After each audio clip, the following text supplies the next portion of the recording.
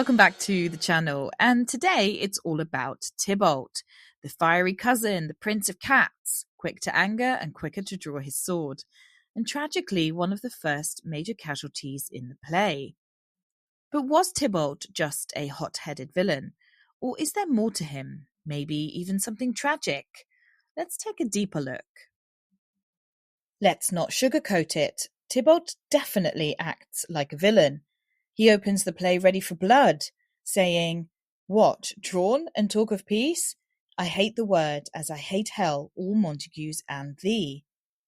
He's aggressive, he's confrontational, and let's be honest, he kind of lives for the feud. Tybalt doesn't just dislike the Montagues, he hates them because of who they are. For him, it's not personal, it's ideological, meaning that his opinions, his ideas, and his worldview is built on the feud, tradition, and family honour. And that's what makes him such a dangerous character, because for Tybalt, there is no middle ground. If you're a Montague, you're the enemy. End of story. And in the end, this rigid way of thinking is part of what leads to the tragedy. To a modern audience, Tybalt's eagerness to fight Benvolio might just come across as hot-headed or overly aggressive. But for an Elizabethan audience, his behaviour carried far more serious implications because of the tensions in Elizabethan society at the time. First, political stability was fragile. There was no formal police force in Elizabethan England, only local watchmen who could easily be outnumbered. A street brawl could escalate into a riot with alarming speed. Secondly, Elizabeth I ruled alone and had no heir. Disorder in the streets wasn't just disruptive. It could be read as a direct threat to the crown itself. Even a minor riot had the potential to slide into rebellion or treason. Third, London was expanding rapidly. Poverty, unemployment, and rising prices created resentment among the lower classes. Crowds of labourers were already seen as dangerous, and Tybalt's aggression would have reminded the audience of these anxieties. Fourth, Elizabethans believed in the great chain of being, an ordered hierarchy. Any public disorder wasn't simply law-breaking, it represented a deeper spiritual unrest. And finally, the authorities imposed harsh punishments on rioters, whipping, branding, even execution to discourage unrest. So when Shakespeare presents Tybalt itching for a fight in the opening scene, Elizabethans wouldn't have seen him as just hot-headed. They would have seen him as a dangerous figure who threatened the very stability of society. When Romeo crashes the Capulet party, Tybalt is furious. In this moment, Tybalt doesn't judge Romeo as a person, he only sees the name Montague, and to Tybalt that's enough reason to start a fight. When Lord Capulet tells him to calm down and leave Romeo alone, Tybalt begrudgingly agrees. He obeys on the outside, but inside he swears revenge. "I will withdraw, but this intrusion shall now seeming sweet convert to bitter gall."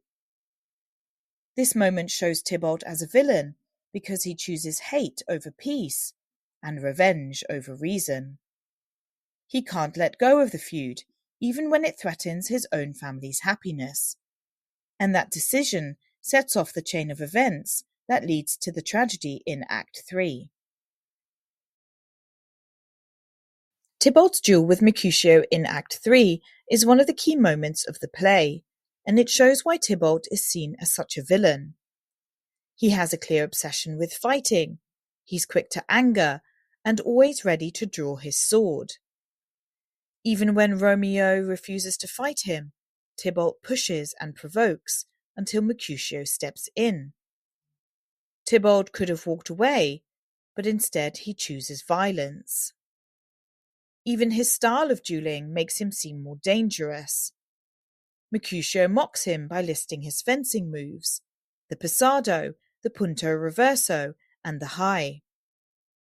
The passado is a lunging thrust, the punto reverso a backhand strike, and the high a straight killing blow. All of these show Tybalt is a fighter who's always looking to attack and aiming to kill.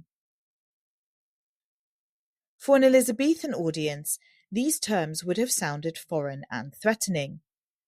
They came from Spanish and Italian fencing masters, who introduced the new rapier style to London in the 1500s. At the time, many people believed that this fashionable style of fighting encouraged violence and made young men more dangerous. By giving Tybalt these flashy foreign fencing words, Shakespeare marks him out from the other characters and makes it clear to the audience that he is the villain. Let's shift focus and rethink Tybalt's role in the play. Have you ever considered that maybe he isn't a villain at all, but a victim of his world? Beneath his rage is just a young man trapped in a world of honor, hatred, and violence. Right from the beginning, his identity is shaped by hate. Tybalt's hate is learned behavior. He's repeating the feud's ideology, almost like he's been brainwashed. He doesn't stop to question it, because he's never been given another choice. His hatred isn't natural, it's inherited. At the Capulet ball, Tybalt is blinded by hatred for Romeo, but Lord Capulet restrains him. "Content thee, gentle coz, let him alone." However, that only humiliates Tybalt. His family won't allow him to defend their honour in the way that he's been taught, leaving him frustrated and powerless. And so he's trapped between loyalty to his family and obedience to his elders, with no room to make his own choices. Then comes the duel with Mercutio. Tybalt doesn't trick or cheat, he fights according to the fencing rules of the time. But when Mercutio is stabbed, it's almost by accident, slipping under Romeo's arm. That moment seals Tybalt's fate. He has become a killer, but not entirely by intention. So Shakespeare makes us see how thin the line between honour and tragedy really is. And finally, Tybalt's death at Romeo's hands shows the full cost of his world.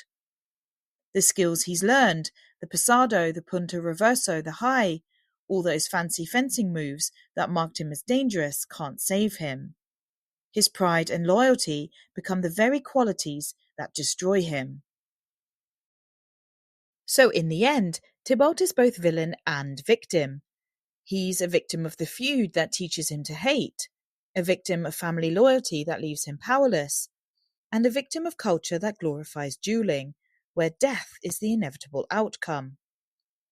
In the end, Tybalt's just a young man destroyed by the forces he can't escape, just like Romeo and Juliet, and that makes him as much of a tragic casualty of the feud as the play's star-crossed lovers.